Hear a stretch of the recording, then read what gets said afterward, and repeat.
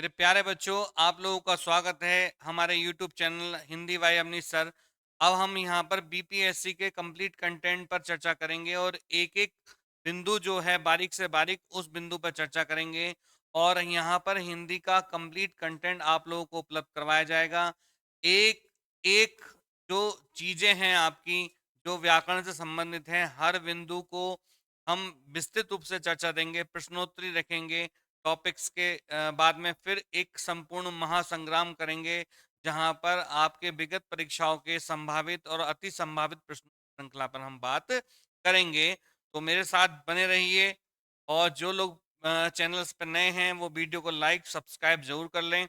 अब यहाँ पर हम बात करेंगे हिंदी की। तो देखो, हिंदी शब्द जो है हमारा,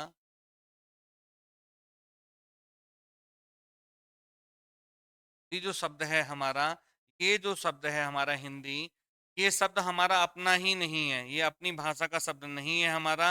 ये शब्द जो है हमारा किसका है मेरे प्यारे बच्चों? ये फारसी भाषा का शब्द है। किसका है? फारसी भाषा का शब्द है ये हिंदी शब्द हमारा अपना शब्द नहीं। ठीक है। अगर आप हिंदी की सीख रखना चाह रहे हैं तो हिंदी के लिए आपको तीन चीजों का ज्ञान होना बहुत जरूरी है। एक तो पहला है हमारा वर्ण। पहला क्या है बच्चों हमारा? वर्ण। दूसरा है शब्द और तीसरा है वाक्य। इन तीन बिंदुओं को आपको ज्ञान होना बहुत नितांत आवश्यक है। वर्ण क्या होता है? वर्ण मेरे प्यारे बच्चों लिखित भाषा की सबसे छोटी इकाई होती है। हम बात करें, आ क्या है हमारा? एक वर्ण है। एक से अधिक वर्णों के मेल से क्या बनता है? हमारा शब्द बनता है। जैसे कहते हैं आ प्लस व।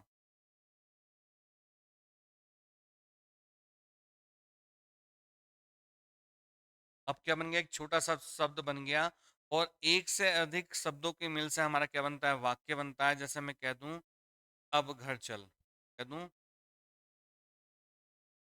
अब घर चल। ठीक है। ये एक छोटा सा यहाँ वाक्य हमारा बनता हुआ दिख रहा है। तो वर्ण लिखित भाषा की सबसे छोटी इकाई है। और एक से अधिक वर्णों के मिल से शब्द बनता है और एक से अधिक शब्दों के मिल से वाक्य का निर्माण होता है। हिंदी शब्द हमारा अपना नहीं है, हिंदी शब्द हमारा फारसी भाषा का है। ठीक है। अब यहाँ पर हम आगे हम इसको देखते हैं। तो हम जो आज जो टॉपिक पढ़ेंगे मेरे प्यारे बच्चों, वो पढ़ेंगे हम वर्णमाला का टॉपिक। क्या पढ़ेंगे बच्चों?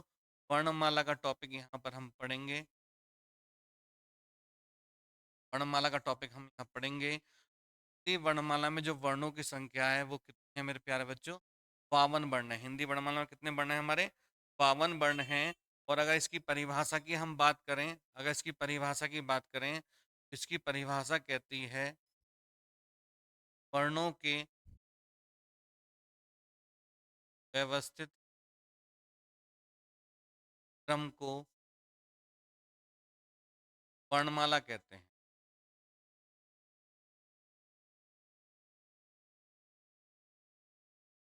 माला कहते हैं।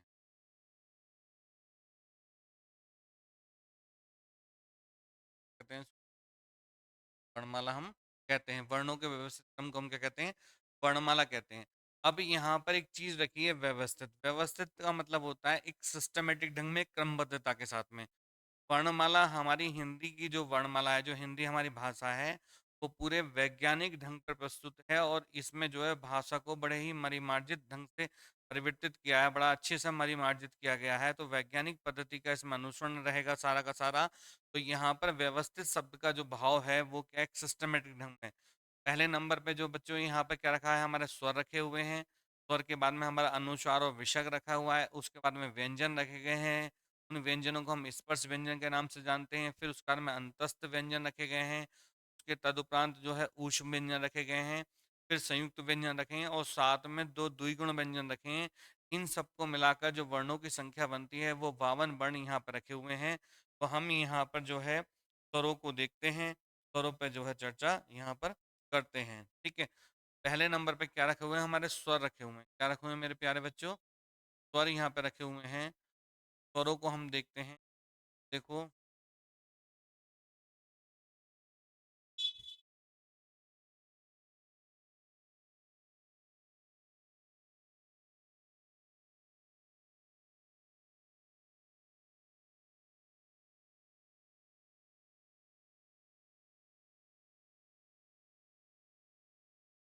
ए,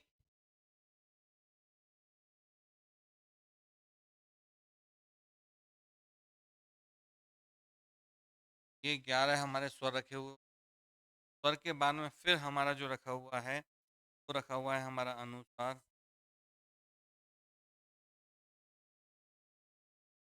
है, स्वर रखा हुआ है। फिर तदुपरांत फिर क्या रखा हुआ है, वर्ग रखा हुआ है।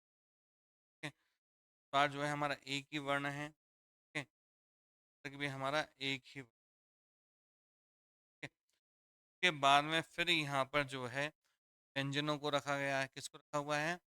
व्यंजन को रखा गया है। ठीक है, अगर हम इन की बात करें, ये व्यंजन है।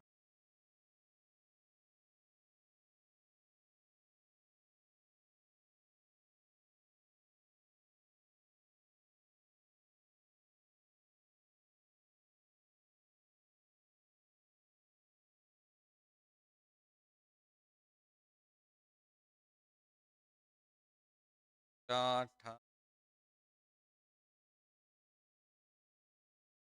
टा,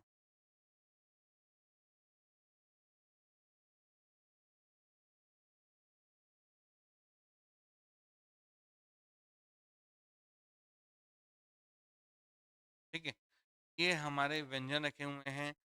के बाद में फिर यहाँ पर हमारे जो रखे प्यारे बच्चों, फिर हमारे अंतस्थ व्यंजन रखे हुए हैं। क्या रखे हुए हैं? अंतस्थ व्यंजन रखे हुए हैं।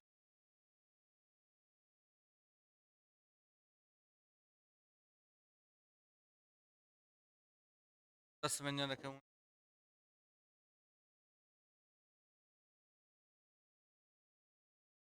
बाद में फिर हमारे ऊष्म व्यंजन।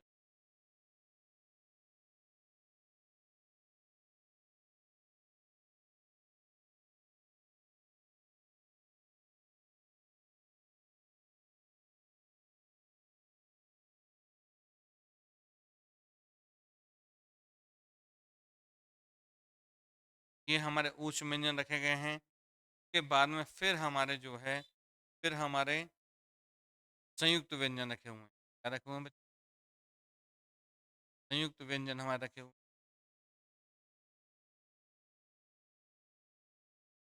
संयुक्त व्यंजन क्या क्या है हमारे? च, ट, च। ये हमारे 4 संयुक्त व्यंजन रखे हुए हैं। और संयुक्त क्यों हैं, ये थोड़ा सा हम जान लेते हैं कि ये जो है हमारा, ये जो है हमारा क और सा के मिल से बना हुआ है। ठीक है, ये हमारा त और रा की मिल से है। ये हमारा जा और या है। ये हमारा सा और रा के मिल से बना हुआ है। इनको जो है संयुक्त व्यंजन के नाम से जानते हैं। ठीक है, फिर हमने यहाँ पर जो है, तो हमने दो द्विगुण व्यंजन भी रखे हुए हैं। व्यंजन, ठीक है, द्विगुण व्यंजन वर्णमाला में आधार बना है। द्विगुण व्यंजन टें और ढे यहाँ पर रखे हुए हैं। इनको अन्य नाम से भी जाना जाता है। इनको क्षुप्त व्यंजन भी कहा जाता है। क्या कहा जाता है? क्षुप्त व्यंजन। ठीक है, दूसरा इनका नाम और है ताड़न जात। क्या नाम है मेरे प्यारे बच्चों? ताड़न जात।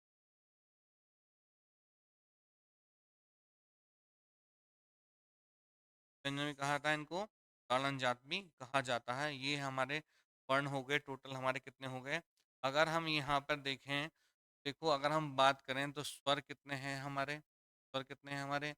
11। ठीक, फिर स्वर रखे हैं। फिर हमने दो अनुस्वार और विसर्ग रखे हैं। कहा जाता है अयोगवा। क्या कहा जाता है? अयोगवा। ये कितने हैं? दो हैं हमारे। फिर हमने फिर रखे हैं व्यंजन। व्यंजन भी कौन से? स्पर्श। ठीक है, की जो संख्या है वो कितनी, किस है? स्पर्श व्यंजन 25। फिर अंतस्थ व्यंजन रखे हैं हम। क्या रखे हैं? अंतस्थ व्यंजन की संख्या 4 है। फिर हमने यहाँ पर व्यंजनों को जोड़ा है। व्यंजन की संख्या कितनी है बच्चों? 4 है। फिर हमने संयुक्त व्यंजन जोड़े हैं। संयुक्त व्यंजन वर्णमाला में की संख्या कितनी है? 4 है। फिर हमने 2 द्विगुण व्यंजनों को जोड़ा है, ठीक है। और ये जो है ये भी कितने हैं? अगर इन सबको हम टोटल करें फिर हमारा जो बन के आएगा वो कितने वर्ण होंगे? 52 वर्ण होंगे। एक बार देख लेते हैं। देखो 1 और 2 3, 3 और 5 8, 8 4 12, 12 4 16, 16 4 20, तो 22, 22 फिगर हो गई। 2 में हासिल लग गए। 1 और 2 3, 3 और 2 5, टोटल कितने वर्ण हो गए बेटा? 52 वर्ण हो गए। इसकी ही बात हमने करी थी कि हमारी वर्णमाला में जो है, हमारी वर्णमाला में जो है कितने वर्ण रखे हुए हैं? वर्णमाला में कितने वर्ण हैं बेटा? 52 वर्ण है, 50 वर्ण है हमारे। वो सारे के सारे इस आधार के साथ में जुड़े गए हैं, ठीक है। अब अगर हम बात करें इसकी, अब अगर हम बात करें तो हमको है इनके उच्चारण स्थान पर चर्चा करनी है, और उच्चारण स्थान सबका देखना होगा हमें। देखो हम यहाँ पर अगर बात करें इनके, हाँ, ये हमारे यहाँ पर ये जो थे हमारे स्वर जो थे, ये अपनी मात्राएं होती हैं, व्यंजनों की अपनी कोई मात्रा नहीं होती, ठीक है। स्वर क्या होता है, व्यंजन क्या होता है, इनको थोड़ा जानते हैं हम। स्वर अपने आप में एक ध्वनि होती है, स्वर के उच्चारण में किसी वर्ण की सहायता नहीं ली जाती। और जितने व्यंजन वर्ण होते हैं सब में किसका? स्वर का जुड़ाव होता है। किसका जुड़ाव होता है बेटा? स्वर का जुड़ाव होता है। वो बिना स्वर की सहायता के उच्चारित नहीं होते। और अगर किसी व्यंजन वर्ण के नीचे हलंत लगा हुआ है, और एक चीज ध्यान रखनी है हमें, हलंत सदैव व्यंजन के नीचे लगेगा, किसी स्वर के नीचे हलंत का प्रयोग नहीं होता है। किसी व्यंजन के नीचे हलंत का प्रयोग होगा, स्वर के नीचे हलंत का प्रयोग कदापि नहीं होगा। ये बात आप थोड़ा जान लीजिए। अब दूसरी बात यहाँ पर क्या है, ये जो स्वर रखे हुए हैं इनकी मात्राएं होती हैं। क्या है? कुछ मात्राएं होती हैं। अगर हम देखें, आ की जो मात्रा है मेरे प्यारे बच्चों, आ की कोई मात्रा नहीं होती। बड़े आ की मात्रा एक खड़ी पाई होती है। टी की मात्रा इस शिरो रेखा से होकर जाती है, ठीक है। और ये ऊ की मात्रा हो गई, ठीक है। ये ऊ की मात्रा हो गई, छोटी मात्रा, मात्रा हो गई है हमारी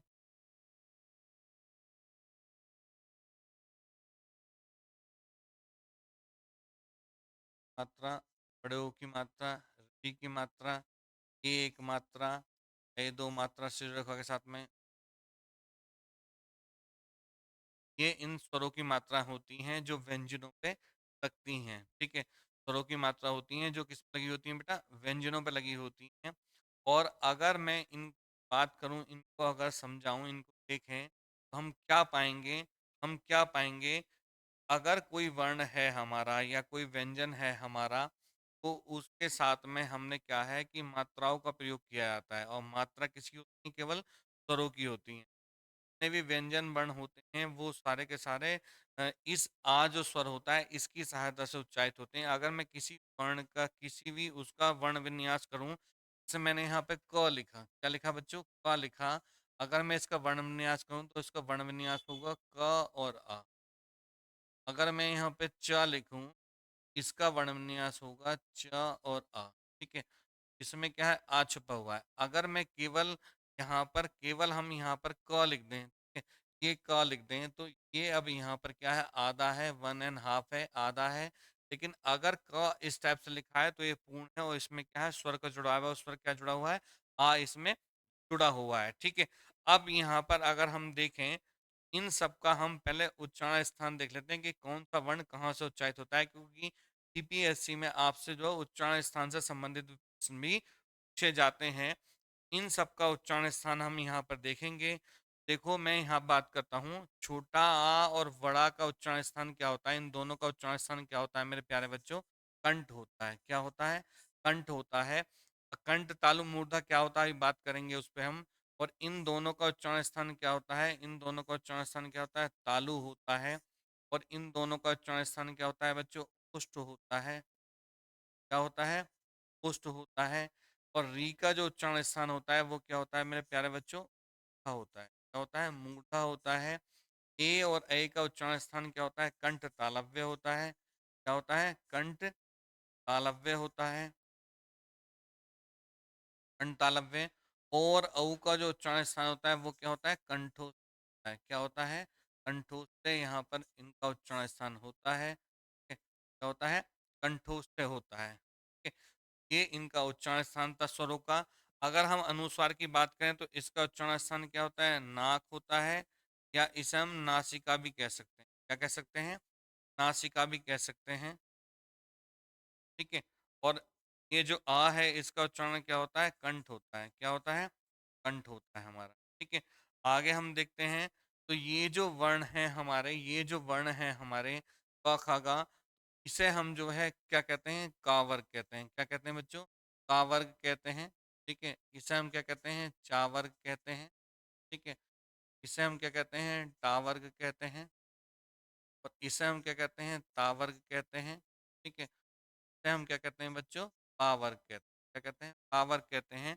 अगर मैं इसकी बात करूं यहाँ पर, अगर मैं इसकी बात करूं यहाँ पर, इसे जो है का वर्ग का जो उच्चारण स्थान जो पूरा है हमारा, का वर्ग का उच्चारण स्थान क्या है? कंठ है।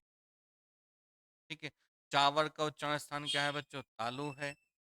और टा वर्ग का उच्चारण स्थान क्या है? मूर्धा है। ठीक है? तो ता वर्ग का उच्चारण स्थान क्या है? दंत है।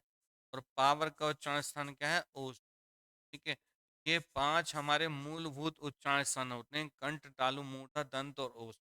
जब इनके साथ में कोई चीज़ जुड़ जाती है तो फिर अगला उसका उच्चारण स्थान बन जाता है। तो ये जो है यहाँ पर कंठ, तालु, मूर्धा, दंत और ओष्ठ, ये 5 इसके उच्चारण स्थान मूल से माने गए हैं। ठीक है? उसके बाद में अगर हम बात करें यहाँ पर या और सा, तो इनका पेयर बना लेते हैं। या और सा, इन दोनों का उच्चारण स्थान क्या होता है बच्चों? तालु होता है। ठीक है? रा और सा का जो उच्चारण स्थान होता है वो क्या होता है? धा होता है। क्या होता है? धा होता है। और ला और सा के उच्चारण स्थान की बात करूं तो इसका जो उच्चारण स्थान होता है वो दोनों का दंत होता है। वा का जो उच्चारण स्थान होता है हमारे प्यारे बच्चों, इसका उच्चारण स्थान क्या होता है? दंतोष्ठ होता है। क्या होता है? दंतोष्ठ होता है।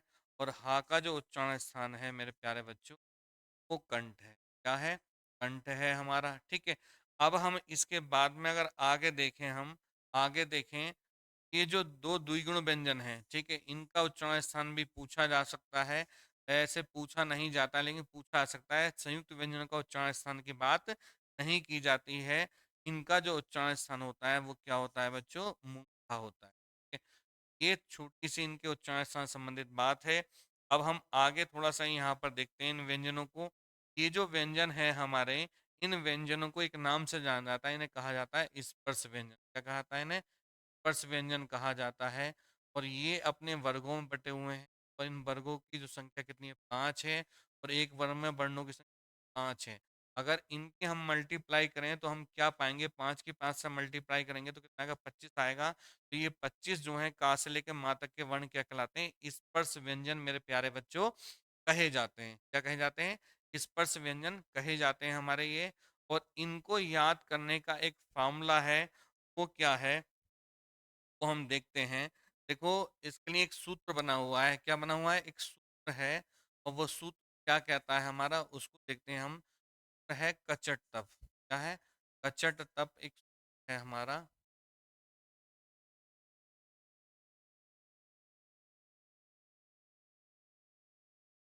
कचट तप है बच्चों। कचट तप एक सूत्र है हमारा। अगर मैं इसकी बात करूं यहाँ पर तो संस्कृत में इसे कुछ कहा जाता है। संस्कृत में क्या कहा जाता है? कुछ कहा जाता है।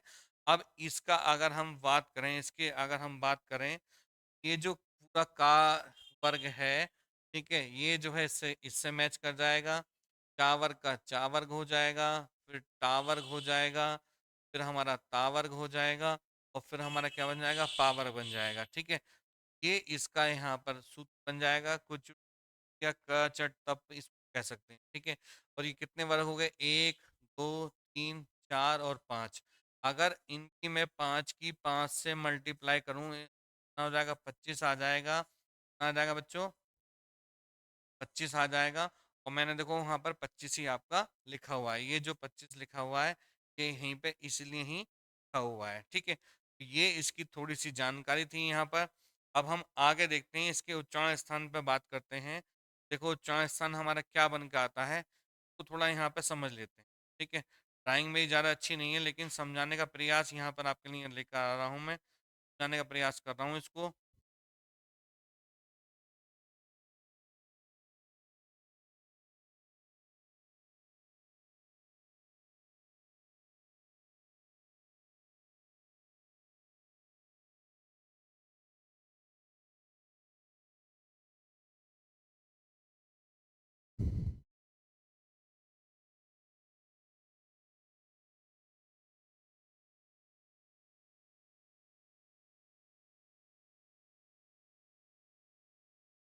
ये हमने एक छोटा सा जो है चित्र बनाया है।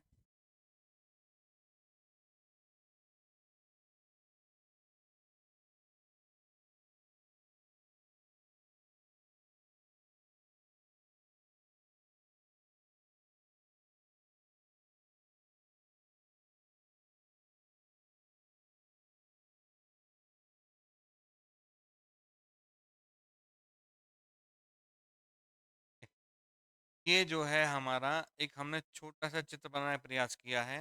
देखो ये जो है पॉइंट्स, सपोज करो किसी व्यक्ति का सर कटा हुआ रखा है, ये वाला जो पॉइंट्स है हमारा, ये जो है, ये जो वाला जो भाग है हमारा, ये वाला भाग जो कहलाता है, क्या कहलाता है बच्चों, हमारा कंठ कहलाता है, कंठ कहलाता है। ये बीच में जो है क्या है बच्चों, हमारी जीवा है, क्या है, जीवा है। जीवा को हम जो क्या कहते हैं, जीभ भी कह देते हैं, क्या कहते हैं, कहते हैं। ये जो है हमारे मुख को जो है दो भागों में डिवाइड्स करती है, ऊपरी वाला भाग और निचला वाला भाग। ठीक है, ये हमारा ऊपरी भाग है, क्या है, ऊपरी भाग, ऊपरी भाग। ठीक है, और ये क्या है हमारा निचला भाग, क्या है, निचला भाग, निचला भाग। ठीक है? ये ऊपरी भाग और ये क्या है, निचला भाग यहाँ पर है। और इसके बाद में ये जो हमने पिंक कलर से लिए हैं, ये क्या है, हमारे ओष्ठ हैं, क्या है, ओष्ठ हैं हमारे, मतलब होठ। और ये जीवा तो हमने ले ली। अब उसके बाद में ये ब्लैक कलर से जो लिए हैं, ब्लैक कलर से जो लिए हैं, ये क्या है, हमारे दंत हैं, दांत हैं। ठीक है, ये हमारे 5 तत्व बनते हैं। अब देखते हैं इसको कैसे समझना है। देखो यहाँ पर हम पाएंगे, यहाँ पर हम पाएंगे कि जो है,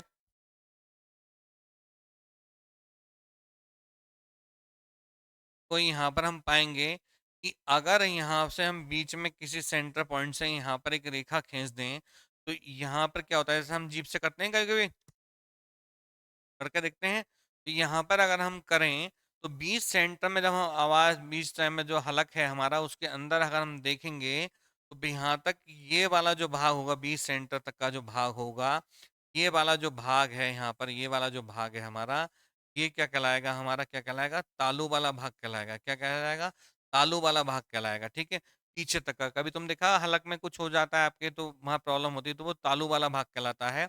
दूसरा, ये इसके बाद वाला यहाँ तक का जो भाग है हमारा, ये वाला जो भाग है हमारा, ये वाला जो भाग है, ये कहलाता है बेटा मूर्ध। ठीक है, क्या कहलाता है, मूर्धा कहलाता है। ठीक है, उसके बाद में ये जो भाग है हमारा, जो आगे मसूड़ों तक जो जकड़े हुए होता है, मसूड़ों तक रहेगा। मसूड़ों के बाद में ये वाला जो भाग हो जाता है हमारा, ये क्या हो जाता है, हमारा दंत हो जाता है। ठीक है, ब्लैक कलर से मैंने इसलिए दिया है। और ये पिंक कलर वाला जो है, ये पिंक कलर वाले जो है, ये हमारे ओष्ठ हैं। ठीक है, ओष्ठ हैं, ये ओष्ठ हैं, ऊपरी और निचले। ठीक है, ऊपरी और निचले, ये दो ओष्ठ हैं हमारे, ऊपरी और निचले। ठीक है, तो ये जो है इनके उच्चारण स्थान का बात होती है। ठीक है, तो अगर हम उच्चारण स्थान देखें, तो ये वाला जो भाग है हमारा कंठ है। अब हम जैसे सांप के मुख की तरह बात करें, ये वाला भाग क्या कहलाएगा, तालु कहलाएगा। उसके बाद में जो फन वाला भाग होता है, वो क्या कहलाएगा, मूर्धा कहलाएगा। ठीक है, और ये कहाँ तक रहेगा, मसूड़ों तक रहेगा। उसके बाद में फिर दंत आ जाएंगे, दंत के बाद में क्या, ओष्ठ आ जाएगा। ये 5 हमारे मूल स्थान है। अब ए और ए जो है कंठ तालव्य है, उसमें कंठ और तालु दोनों का प्रयोग होता है। ओ और औ क्या होता है, कंठोष्ठ से होता है, तो उसमें कंठ और ओष्ठ दोनों का समन्वय जुड़ता है। ठीक है, तो ये इन सब का उच्चारण स्थान है। अब हम आगे अगर देखें, हम आगे पाते हैं, तो हमारा जो अगला पॉइंट्स होगा वो होगा हिंदी स्वरों का वर्गीकरण। क्या होगा मेरे प्यारे बच्चों, हिंदी स्वरों का वर्गीकरण, हिंदी स्वरों का वर्गीकरण। ठीक है, हिंदी स्वरों का वर्गीकरण यहाँ पर रहेगा, अगला जो पॉइंट्स रहेगा। तो हिंदी स्वरों का जो वर्गीकरण हम करते हैं वो कितने प्रकार से कर सकते हैं? 4 प्रकार से यहाँ पे कर सकते हैं। कितने प्रकार से कर सकते हैं? 4 प्रकार से कर सकते हैं। सबसे पहला जो प्रकार होगा वो होता है मात्रा के आधार पर। ठीक है, कौन सा होता है बच्चों? मात्रा के आधार पर। ठीक है, दूसरा प्रकार होता है हमारा, ठीक है, जीवा के आधार पर। जीवा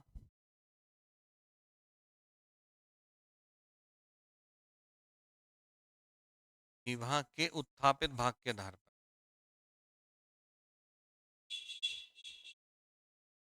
जीवा के उत्थापित भाग के आधार पर।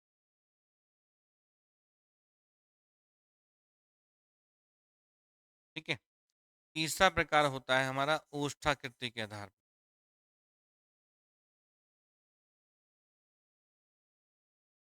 ओष्ठाकृति के आधार पर।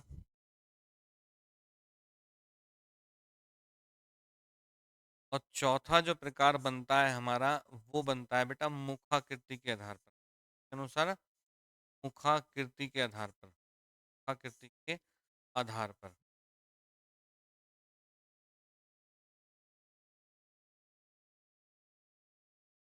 मुखाकृति के आधार पर। तो ये हमारे 4 प्रकार यहाँ बनते हैं। तो सबसे पहले प्रकार को यहाँ पर हम एक्सपेंड करते हैं पहले नंबर पे, फिर दूसरे को करेंगे, ठीक है, फिर दूसरे प्रकार को, फिर तीसरे प्रकार को, फिर चौथे प्रकार को। आपसे सिलेबस में जो है चारों प्रकारों पर चर्चा की जाएगी। ठीक है, अब यहाँ पर हम देखते हैं, यहाँ पर ठीक है, यहाँ देखते हैं हम। सबसे पहला प्रकार है हमारा, सबसे पहला प्रकार है हमारा, ठीक है, मात्रा के आधार।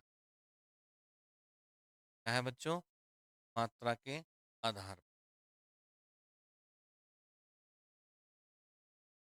तो मात्रा के आधार पर जो स्वर हैं हमारे, वो कितने प्रकार के होते हैं? 3 प्रकार के होते हैं। अभी हम स्वरों का वर्गीकरण कर रहे हैं, उसके बाद में फिर हम जो है दूसरे व्यंजनों का वर्गीकरण यहाँ पर करेंगे। तो मात्रा के आधार पर जो स्वर होते हैं हमारे प्यारे बच्चों, इनके 3 प्रकार होते हैं। कितने प्रकार होते हैं? 3 प्रकार होते हैं। तो सबसे पहला प्रकार है हमारा हिरस्व वर्ण। क्या है? हिरस्व वर्ण।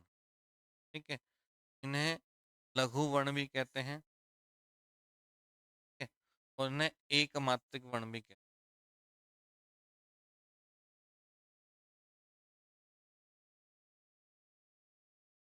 ठीक है, दूसरा जो प्रकार होता है हमारा, दूसरा जो प्रकार होता है हमारा, वो होता है दीर्घ वर्ण। ठीक है, दीर्घ वर्ण ने जो है गुरु वर्ण भी कह देते हैं। क्या कहते हैं? गुरु वर्ण भी कहते हैं बच्चों। और क्या कहते हैं? इन्हें द्विमात्रिक वर्ण भी कहते हैं। द्विमात्रिक वर्ण भी इनको कहते हैं। ठीक है, तीसरा जो प्रकार होता है, उसे कहते हैं हम, यहाँ पे प्लुत स्वर। क्या कहते हैं? प्लुत स्वर कहते हैं इसे। ठीक है, प्लुत स्वर कहते हैं। ठीक है, इसका और कोई अन्य नाम नहीं है, इस पे हम देखेंगे अभी। तो हम यहाँ पर इसको देख लेते हैं पहले हम। हिरस वर्ण या एक मात्रिक वर्ण। ठीक है, अब देखो इसकी परिभाषा क्या बन जाएगी यहाँ पर, इसकी परिभाषा क्या बन जाएगी कि जिन वर्णों के उच्चारण करने में, ठीक है, जिन वर्णों के उच्चारण करने में एक मात्रा का समय लगता है, उन्हें एक मात्रिक वर्ण कहते हैं। ठीक है, जिन वर्णों के उच्चारण करने में जिन वर्णों के उच्चारण करने में एक मात्रा का समय लगे, देखो हम परिभाषा कह सकते हैं, जिन वर्णों के उच्चारण में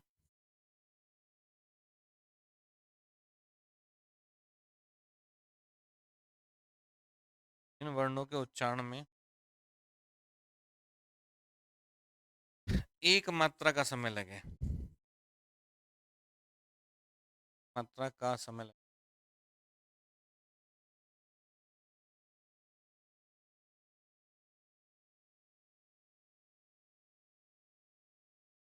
हृदय वर्ण कहते हैं बच्चों, हृदय वर्ण कहते हैं। क्या कहते हैं? हृदय वर्ण कहते हैं। और इनकी जो संख्या है वो कितनी है बच्चों? इनकी संख्या है 4 है। कितनी है?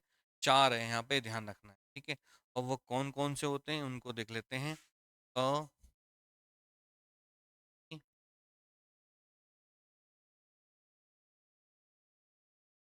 4 हो गए। ठीक है, अगर हम दूसरे उसकी बात करें, अगर हम दूसरे उसकी बात करें हम, तो दीर्घ वर्ण क्या होते हैं? ठीक है, सेम परिभाषा बन जाएगी, बस क्या है, जिन स्वरों के उच्चारण में, जिन स्वरों के उच्चारण में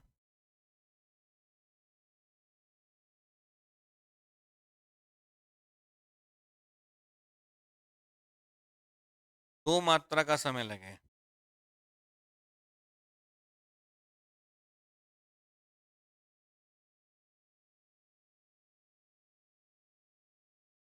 नहीं,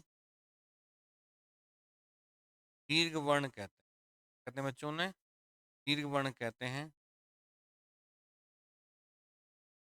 ठीक है, और इनकी जो संख्या है बच्चों, वो कितनी है? 7 है। क्या कितनी है? 7 है हमारी। और वो कौन कौन से हैं, उनको देख लेते हैं हम। ठीक है, तो होता है हमारा बड़ा, बड़ी, बड़ाऊ, ए, ऐ, ओ और औ। ठीक है, ये हमारे जो देखें, 1 2 3 4 5 6 7, ये हमारे 7 क्या बन जाएंगे? हमारे 7 हमारे क्या बन जाएंगे? 7 यहाँ पे क्या बन जाएंगे हमारे? ठीक है, क्या बन जाएंगे? दीर्घ वर्ण बन जाएंगे, दीर्घ वर्ण, गुरु वर्ण या द्विमात्रिक वर्ण। ठीक है, अगर इनके हम सिंबल की बात करें, इनके सिंबल की बात करें, तो इनका सिंबल ये होता है, इनका सिंबल जो होता है ये होता है। जब हम छंद का टॉपिक में देखेंगे, तो इनकी मात्राओं, यहाँ पर लघु और गुरु के हिसाब से मात्राओं का क्रमांक रखते हैं यहाँ पर। ठीक है, तो ये चीज यहाँ पर हमारी ह्रस्व वर्ण, लघु वर्ण, एक मात्रिक वर्ण की हो गई। फिर दीर्घ वर्ण, गुरु वर्ण या द्विमात्रिक वर्ण की चर्चा यहाँ पर हो गई है। आगे फिर अगर हम देखें, तो यहाँ पर प्लुस स्वर दे रखा है, तो प्लुस स्वर को अभी हम बाद में रखते हैं। अभी थोड़ा सा इसको यहाँ पर और एक्सप्लेन कर लेते हैं। प्लुस स्वर को अभी बाद में रखेंगे, पहले अभी दीर्घ स्वर की बात कर लेते हैं। ठीक है, ये जो दीर्घ स्वर हैं हमारे, ठीक है, दीर्घ स्वर जो हैं हमारे, दीर्घ स्वर जो थे हमारे, ठीक है, इन्हें जो है हम, इन्हें जो है हम, ठीक है, एक दूसरे नाम से भी जानते हैं। दीर्घ स्वर को हम दूसरे नाम से जानते हैं, और क्या कहते हैं? इन्हें संधि स्वर भी कहते हैं। दीर्घ स्वर मतलब संधि स्वर। ठीक है, क्योंकि इनका संधि में प्रयोग होता है, तो इनको संधि स्वर भी कहते हैं। और इनकी जो संख्या होती है बच्चों, संधि स्वरों की संख्या कितनी होती है? 7 होती है। अगर आपसे क्वेश्चन है तो कितने? 7 होते हैं। और वो कौन कौन से होते हैं, इनको देख लेते हैं। आ और आ बन जाता है बड़ा, आती है टाउ प्लस टाउ, आता है बड़ाऊ। आ और ई जाता है हमारा ए। ऐसी आ, ए का बन जाता है हमारा आई। आ और उ का बन जाता है हमारा ओ। ठीक है, ऐसे ही आ और ओ, ठीक है, मिलके क्या बन जाता है हमारा? ओ। अगर हम इनको गिने, देखो 1 2 3 4 5 6 7, ये कितने बनने हैं हमारे? 7 यहाँ बनने हैं। कितने बनने हैं? 7 यहाँ बनने हैं। इन 7 को हम दीर्घ स्वर भी कह सकते हैं और संधि स्वर भी कह सकते हैं। ठीक है, दीर्घ भी कह सकते हैं, गुरु वर्ण भी कह सकते हैं, और द्विमात्रिक वर्ण भी यहाँ पर इनको कह सकते हैं। तो इनको हम संधि स्वर के नाम से भी जानते हैं। अब यहाँ पर हम बात करें, अब हम यहाँ पर अगर बात करें इन 3 को, ठीक है, किस किस को? इन 3 को,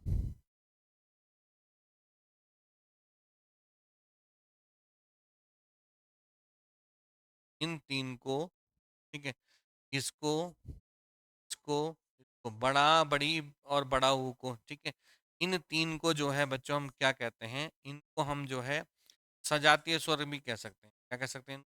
सजातीय स्वर भी कह सकते हैं। क्या कह सकते हैं? सजातीय स्वर भी कह सकते हैं। और अगर मैं बात करूं, और अगर मैं बात करूं, ए, ऐ, ओ और औ, इन 4 की अगर बात करूं मैं, इन 4 की अगर बात करूं, तो इन्हें हम क्या कह सकते हैं? विजातीय स्वर भी कह सकते हैं। क्या कह सकते हैं इन्हें? विजातीय स्वर भी कह सकते हैं।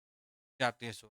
सजातीय क्यों? क्योंकि देखो ये अपने वर्ण के ही वर्ण से मिलकर बड़े हो रहे हैं, और समान वर्ण के साथ मिल रहे हैं, तो सजातीय हो गए। और ये क्या है? असमान वर्णों के मिल से बनते हैं, इन्हें इसलिए क्या कहते हैं? विजातीय स्वर भी कहते हैं। ठीक है, अब यहाँ पर एक चीज और जाननी है हमें, यहाँ पर एक चीज का और थोड़ा ज्ञान करना है। ये जो है हमारे, ये जो 4 हैं हमारे, ये वाले, ठीक है, ये जो 4 हैं हमारे, ठीक है, ये जो 4 हैं हमारे, इन 4 को हम जो है, इन चारों को, ठीक है, इन चारों को, इन चारों को, चारों को, ठीक है, हम, ठीक है, संयुक्त स्वर भी कहते हैं। क्या कहते हैं इन्हें? संयुक्त स्वर भी कहते हैं, ठीक है। और इनकी संख्या कितनी हो जाएगी? 4 हो जाएगी। अगर आपसे पूछे कोई निम्नलिखित में संयुक्त स्वर हैं, तो ये क्या है? संयुक्त स्वर है। संयुक्त स्वर इसलिए है क्योंकि अपने से असमान वर्ण के मिल संबंध है, संयुक्त होकर मिल रहे हैं। ये अपने समान वर्ण के साथ में मिलकर क्या दीर्घ हो रहे हैं। इन चारों को जो है संयुक्त स्वर के नाम से भी जाना जाता है। तो ये हमारा स्वर और दीर्घ स्वर से संबंधित बात हो गई, ह्रस्व और दीर्घ से। आगे हम देखते हैं अगला जो था हमारा, जो प्रकार था हमारा, नेक्स्ट प्रकार जो था, वो था हमारा, नेक्स्ट प्रकार जो था, तीसरा प्रकार जो था, तीसरा प्रकार जो था हमारा, वो था मेरे प्यारे बच्चों दुस्वर। क्या था? दुस्वर, ठीक है, दुस्वर। इसकी परिभाषा ये बन जाएगी, जिन स्वरों का उच्चारण करने में ह्रस्व और दीर्घ से भी ज्यादा समय लगता है उन्हें प्लुस्वर कहते हैं, ठीक है। परिभाषा बन जाएगी इनकी, जिन स्वरों के उच्चारण में, जिन स्वरों के उच्चारण में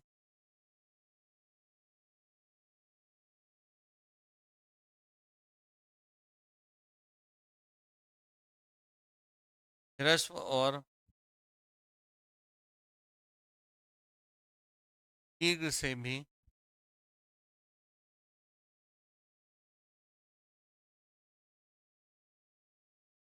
ह्रस्व और दीर्घ से भी अधिक समय लगता है,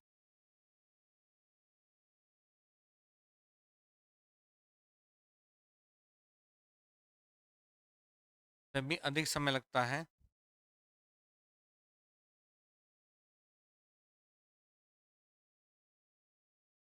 ठीक है, दुस्वर कहते हैं, प्लुस्वर कहते हैं, और हम कहते हैं, ठीक है। इन्हें हम जो है, प्लुस्वर को जो है, ये कह सकते हैं कि तीन मात्रा लेंगे, तीन मात्रा हमारी होती है, तो तीन मात्रा भी यहाँ पे नहीं कह सकते हम यहाँ पे। इनका जो प्रयोग होता है, इनका जो सिंबल जो होता है मेरे प्यारे बच्चों, वो क्या होता है? इस टाइप से इसका सिंबल होता है। एक सिंबल प्रतीक इसका ये है, इसका प्रतीक जो है हमारा, प्रतीक जो है इसका, तो ये है इसका प्रतीक। एक प्रतीक हमारा ये है, और एक प्रतीक जो है इसका कभी कभी हम ऐसे भी प्रयोग, ठीक है। ये यहाँ पे इसका प्रतीक चिन्ह है। क्या है इसका? प्रतीक चिन्ह है। इसका प्लुत का, ठीक है।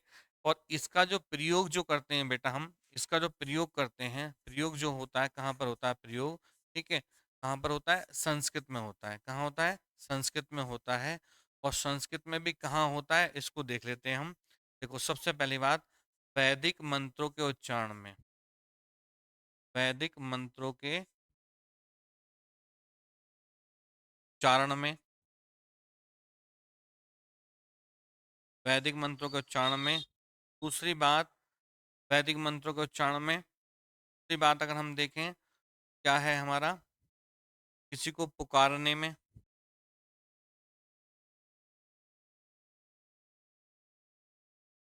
तीसरी बात,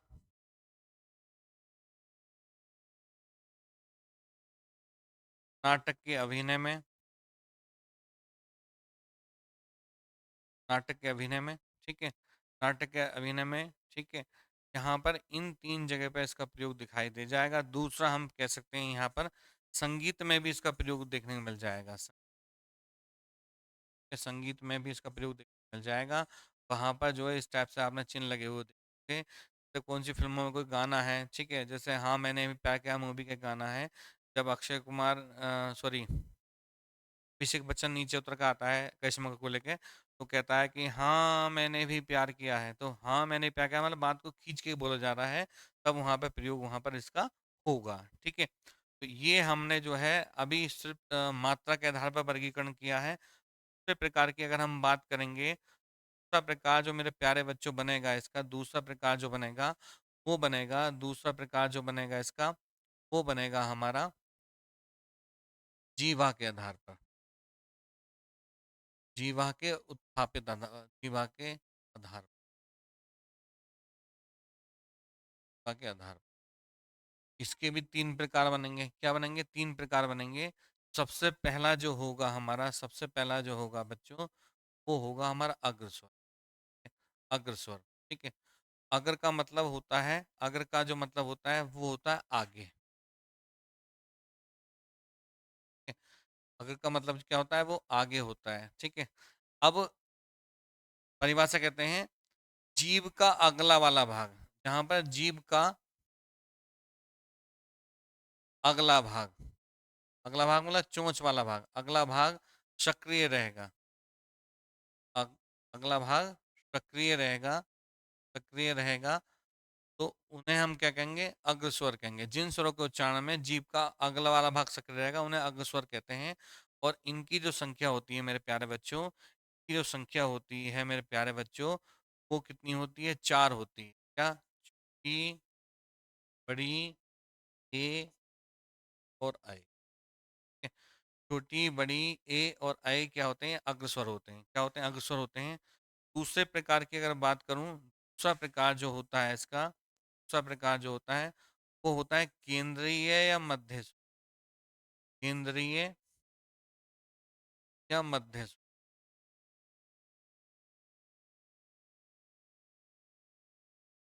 ठीक है, केंद्रीय मध्य स्वर। इसमें क्या होता है, केंद्रीय मध्य स्वर में जिन स्वरों के उच्चारण में, ठीक है, बीच वाला भाग, ठीक है, केंद्र से मतलब होता है, केंद्र का जो मतलब है वो क्या है, केंद्र या मध्य का मतलब क्या है, बीच।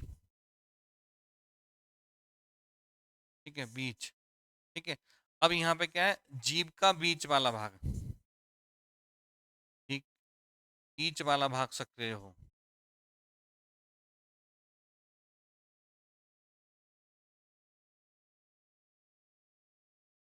सक्रिय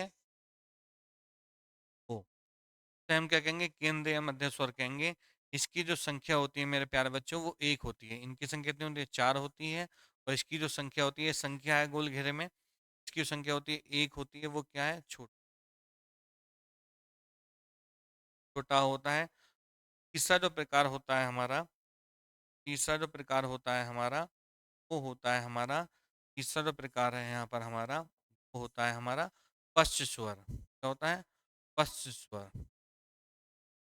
क्या होता है मेरे प्यारे बच्चों, पस्वर होता है। इसको अगर हम देखें, पस्वर को अगर हम देखें, जाने, पस का मतलब होता है पीछे, इसका पस का जो अर्थ होता है वो होता है पीछे। ठीक है, पीछे मतलब यानी कि मध्य भाग, मतलब के पिछला वाला भाग, जिसमें हम कह सकते हैं हलक वाला हमारा। पस का मतलब पीछे विलोम भी होता है। यहाँ पर क्या होगा, जीभ का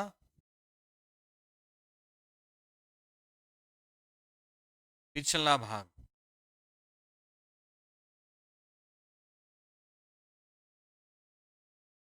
सक्रिय हो, तो हम क्या कहते हैं बेटा, पस्वर कहते हैं।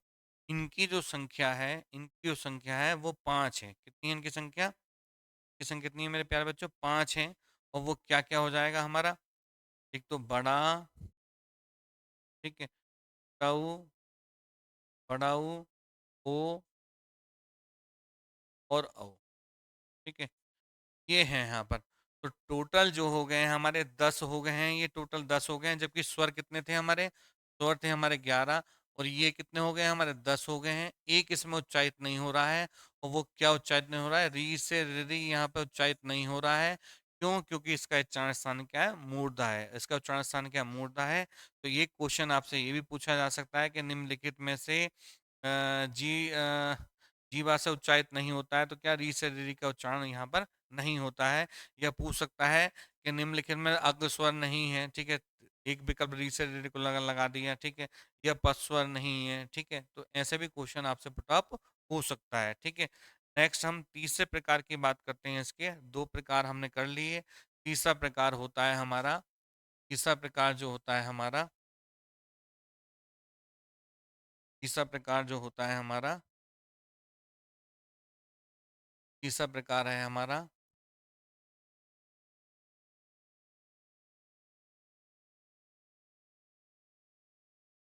कोष्ठाकृति के,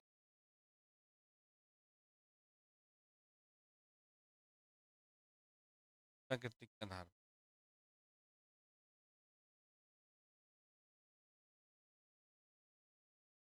कोष्ठाकृति के आधार पर स्वर जो होते हैं दो प्रकार के होते हैं। कितने प्रकार के होते हैं, दो प्रकार के होते हैं। सबसे पहला प्रकार है इसमें, सबसे पहला प्रकार है इसमें वृत्तामुखी स्वर। क्या होता है बच्चों? वृत्तामुखी स्वर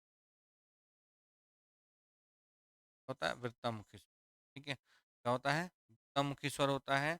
और इसकी परिभाषा की अगर बात करें, व्रत का अर्थ क्या होता है? व्रत का जो अर्थ होता है, इस व्रत का जो अर्थ होता है, व्रत का जो अर्थ होता है वो क्या होता है? गोला। क्या होता है? ठीक है, व्रत का क्या अर्थ होता है? गोला होता है। आपने जानती होंगे इतनी चीज, तो व्रत का अर्थ क्या होता है? गोला होता है। आपका पूर्व ज्ञान आपका है। व्रत का अर्थ क्या होता है? गोला। बस चीजों को हमें सैद्धांतिक रूप से समझना है। पूर्व ज्ञान आपका अच्छा है और आप इजीली पकड़ लेंगे। तो व्रतामुखी का जो अर्थ होता है वो क्या होता है? गोल। व्रत का क्या अर्थ होता है? गोला। ठीक है, परिभाषा बन जाएगी, जिन स्वरों के उच्चारण में,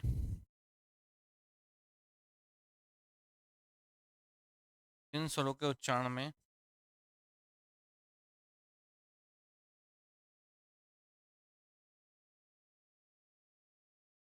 होठ का आकार, होठ का आकार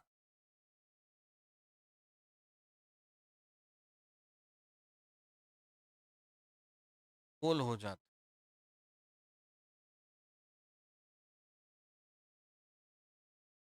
होठ का आकार गोल हो जाता है, उन्हें हम क्या कहते हैं? वृत्तामुखी स्वर कहते हैं। क्या कहते हैं बच्चों? वृत्तामुखी स्वर कहते हैं। क्या कहते हैं? वृत्तामुखी स्वर कहते हैं। और इनकी जो संख्या है हमारी, इनकी जो संख्या है बच्चों हमारी, वो कितनी है? चार है। वो कौन कौन से हैं? छोटा ऊ, बड़ा ऊ, ओ और औ। ठीक है, छोटा ऊ, बड़ा ऊ, ओ और औ, ये जो है चार हमारे क्या हैं? वृत्तामुखी स्वर हैं। नेक्स्ट, इसके प्रकार के अन्य प्रकार की बात करें हम, इसका जो दूसरा प्रकार है वो क्या कहलाता है? अवृत्तामुखी स्वर। क्या होता है? अवृत्तामुखी स्वर। क्या होता है? अवृत्तामुखी स्वर। इसकी अगर हम बात करें अवृत्तामुखी स्वर की, तो यहाँ पर क्या कहेंगे? ठीक है, वृत्तामुख गोल होना है, तो इसका जो अर्थ क्या होगा? गोल ना होना।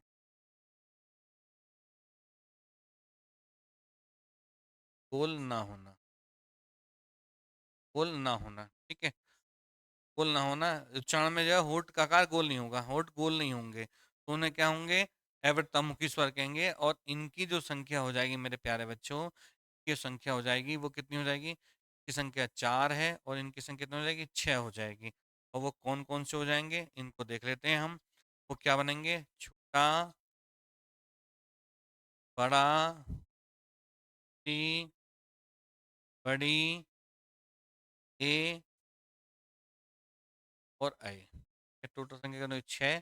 अब देखो यहाँ पर क्या है, देखो अगर हम बात करें उ, ओ औ, तो यहाँ पर क्या होठ का गोल हो रहा है, लेकिन जब बात करें होठ फैला है, फैल रहा है, ई फैल रहा है हमारा, तो ये क्या बन जाएंगे? अवृत्तमुखी स्वर। ठीक है,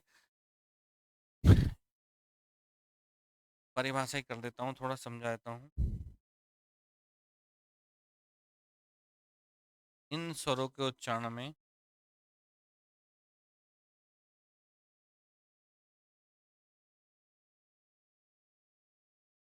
उच्चारण में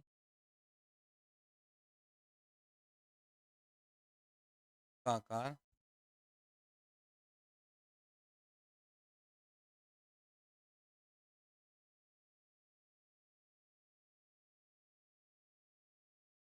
गोल नहीं हो,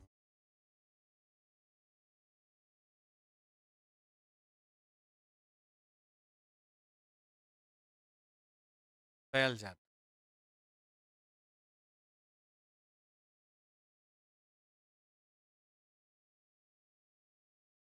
ये इसकी परिभाषा। ठीक है, ये हमारा हो गया चौथा प्रकार जो बनता है हमारा, जो इसका चौथा प्रकार बनता है मेरे प्यारे बच्चों, वो बनता है हमारा, चौथा प्रकार जो बनता है हमारा, वो बनता है मुखाकृति के आधार पर। क्या बनता है? मुखाकृति के आधार पर। मुखाकृति के आधार पर, मुखाकृति के आधार पर जो स्वर है हमारे, वो चार प्रकार होते हैं। कितने प्रकार होते हैं? चार प्रकार होते हैं। इसका सबसे पहला प्रकार है, इसका सबसे पहला प्रकार है समृद्ध स्वर। क्या है? समृद्ध स्वर।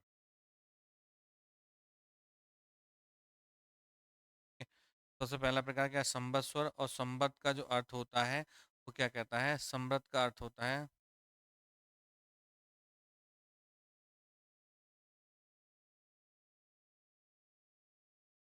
बंद होना।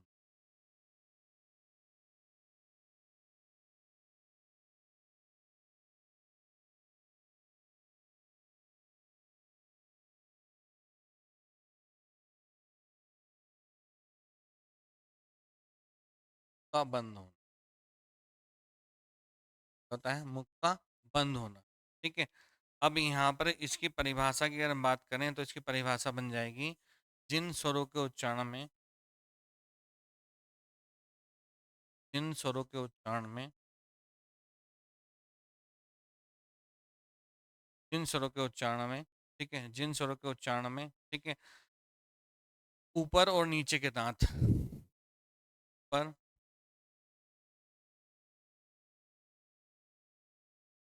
और नीचे के दांत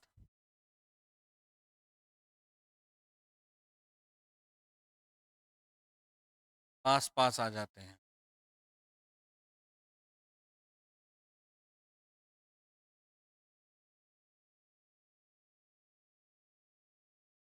नहीं, संवृत स्वर कहते हैं। क्या कहते हैं बच्चों? हम संवृत स्वर कहते हैं। तो यहाँ पर जो होगा, ऊपर और नीचे के दांत जब पास आएंगे तो मुख क्या हो जाएगा हमारा? बंद हो जाएगा। क्या हो जाएगा? मुख बंद हो जाएगा। और इनकी जो संख्या है, इनकी जो संख्या है बच्चों, वो कितनी होती है? 4 होती है। संख्या की 4 होती है। और वो 4 कौन कौन से हैं हमारे? छोटी, बड़ी, टाऊ और बड़ा ऊ। ठीक है। छोटी, बड़ी, छोटा ऊ, बड़ा ऊ। ठीक है, ये हमारे संवृत स्वर होते हैं। संख्या अगर पूछेगा आपसे तो कितनी हो जाएगी? 4 हो जाएगी। कितनी हो जाएगी? 4 हो जाएगी। दूसरा इसका प्रकार होता है हमारा, दूसरा इसका प्रकार होता है हमारा, दूसरा प्रकार जो होता है हमारा इसका, वो होता है अर्ध समृत स्वर। क्या होता है? अर्ध समृत स्वर। ठीक है। अर्ध का मतलब आप जानते होगे आधा। ठीक है, अर्ध का मतलब जानते हो आप आधा। ठीक है। इसकी परिभाषा हो जाएगी, जिनके उच्चारण में,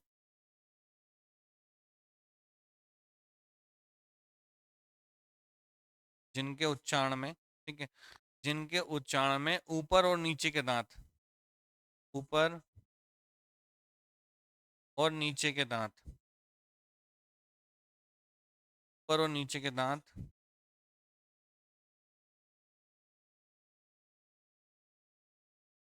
ऊपर और नीचे के दांत थोड़ा दूर होते हैं। क्या होते हैं? थोड़ा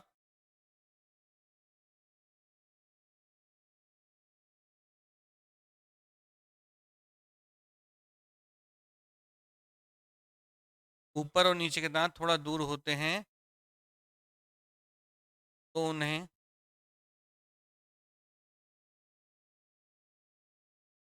अर्ध संवृत स्वर कहते हैं। कहते हैं अर्ध संवृत स्वर कहते हैं मेरे प्यारे बच्चों, उन्हें अर्ध संवृत स्वर कहते हैं। और अगर हम इनकी संख्या की बात करें, इनकी संख्या की बात करें, इनकी जो संख्या है मेरे प्यारे बच्चों, इनकी जो संख्या है वो कितनी है? 2 है। और सीधा सा यहाँ पर समझना है, इसकी ट्रिक की बात करें तो, अगर ट्रिक की बात करें तो गुण संधि में जो प्रयोग होते हैं हमारे ए और ओ, ए और ओ कहाँ प्रयोग होते हैं? गुण संधि में प्रयोग हमारे।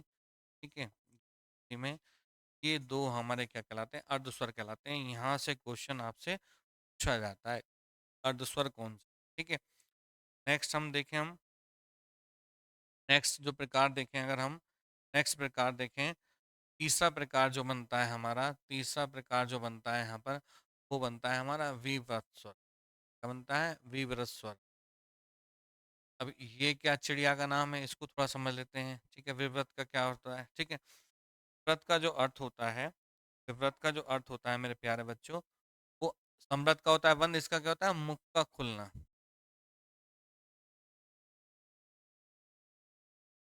क्या हुआ?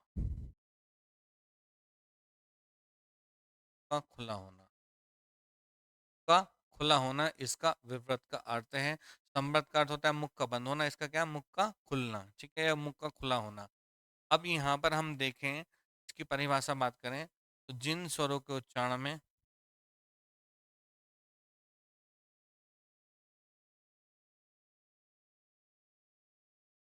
जिन स्वरों के उच्चारण में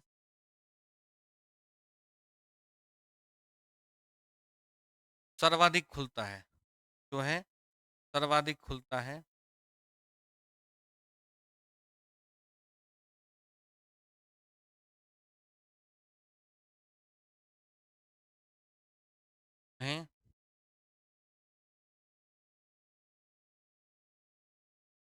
विव्रत स्वर कहते हैं बच्चों, विव्रत स्वर कहते हैं। और अगर इसकी संख्या की अगर बात करेगा तो इसकी संख्या कितनी होती है, एक होती है। कितनी होती है, इसकी संख्या एक होती है। और ये क्या होता है, हमारा बड़ा होता है। कितनी है, एक है। देखो जब आ का उच्चारण करेंगे तो मुंह हमारा जो ज्यादा खुल जाएगा, मुंह हमारा ज्यादा खुल जाएगा। ठीक है। अब हम चौथे प्रकार की अगर बात करें, इसके चौथे प्रकार की बात करें, चौथा प्रकार जो बनेगा हमारा वो बनेगा अर्धविभ्रत स्वर।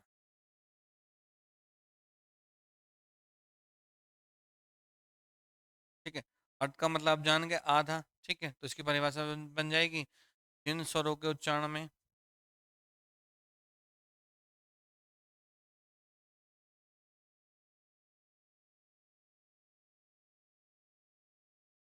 मुख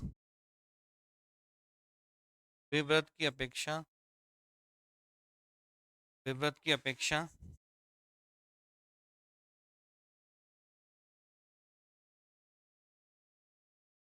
थोड़ा कम खुले।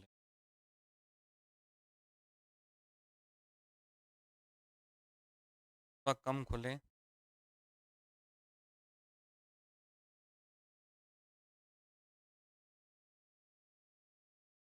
अर्धविभ्रत स्वर कहते हैं बच्चों, अर्धविभ्रत स्वर कहते हैं, अर्धविभ्रत स्वर कहते हैं। इनकी जो संख्या की अगर बात करेंगे बच्चों, इनकी संख्या की अगर बात करेंगे, इनकी संख्या कितनी होती है, तीन होती है। और ये क्या क्या होते हैं, एक तो छोटा अ और औ।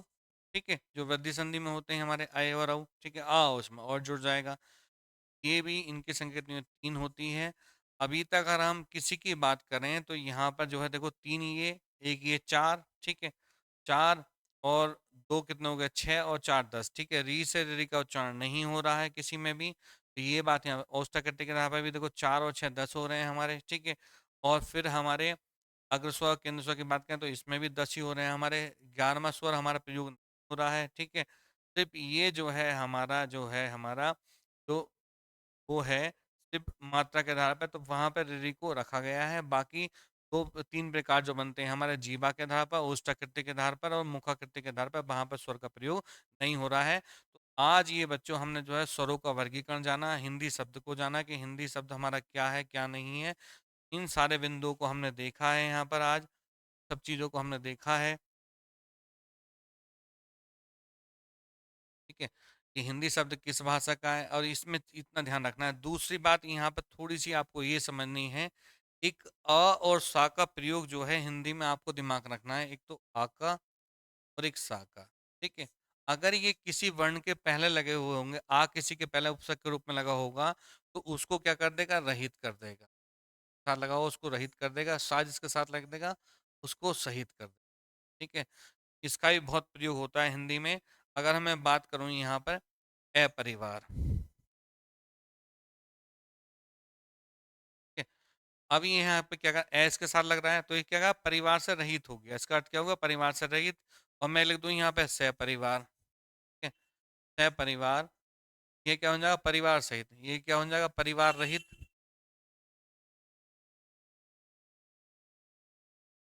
ये क्या बन जाएगा बच्चों, परिवार सहित। ठीक है, आधी से ज्यादा चीज तो आपकी ए और स पे टिकी हुई होती है। ठीक है, इन चीजों को यहाँ पर थोड़ा सा ध्यान रखने की आवश्यकता है।